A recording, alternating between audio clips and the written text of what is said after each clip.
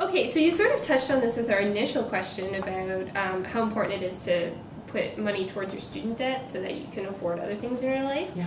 But what sort of strategy do you recommend for someone who is trying to balance paying off debt with, say, investing in retirement or even potentially a down payment? Okay. Can you do it at the same time? Yes, you can. Let's sort of clarify, first of all, that when you're setting money aside for a down payment, you may think you're saving, but you're not. What you're doing is planned spending, Right. because you're going to spend the money anyway.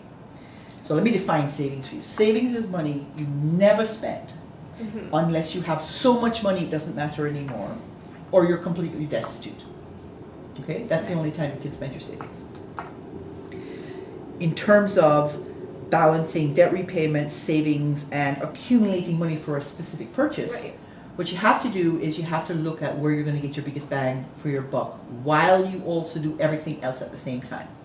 So, for example, you would make sure that you're at least putting a little bit away every single month for the long term in terms of savings.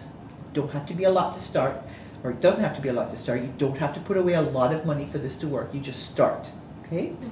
If you have consumer debt, then you have to set a time frame for getting the debt paid off. As long as you don't have that debt or that time frame for that debt to be paid off, it'll just go on and on. You'll always have another reason to put some more money on that credit card, okay? So the idea is to set the timeline for when the debt will be paid off and put away access to that credit so you can't keep digging the hole for yourself till the debt is paid off. And then when it comes to accumulating money for a major purchase, like a home, for example, you then have to find the money to do that. But that now is where you go back into your cash flow and you think to yourself, what's more important? Eating lunch out every day at work or buying a house?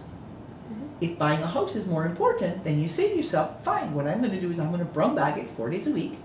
1 day a week I'll eat out, and all the money I would have spent on eating out, I'll put towards my house. Now you're liking what you're doing because you're getting a real benefit for giving up something that you're enjoying. You're seeing something that you actually want to have come to fruition, and chart it.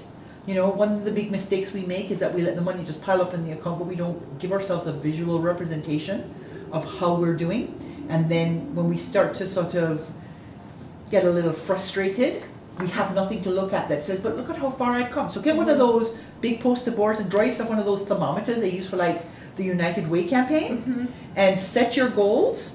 And as you set your goals, you know, and make your goals small. Make your goals like $100 increments, okay? Color in as you go. And then every time you hit a major milestone, give yourself a reward. So maybe what you do is you say, when I hit my first $2,500, I'm going to take my buddy out for dinner. I'm not going to save that week. The money's going to go for dinner because that's the reward I get for having accomplished what I have. And give yourself incremental rewards. Good idea.